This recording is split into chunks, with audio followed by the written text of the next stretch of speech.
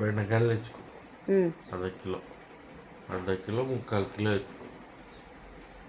తెచ్చుకొని సన్నగా తరిగితే తర్వాత ప్యాన్ తీసుకొని ఆయిల్ వేసి అందులో కొద్దిగా ఆయిల్ ముందులో పుజ్జింగ్ వద్దు, ఆ జోంబు అయ్యేంత వరకు ఆ ప్యాన్ నల్ల అయినా పర్లే, అది జోంబు అయ్యేంత వరకు దాన్ని మార్చి కొద్దిగా వేయించి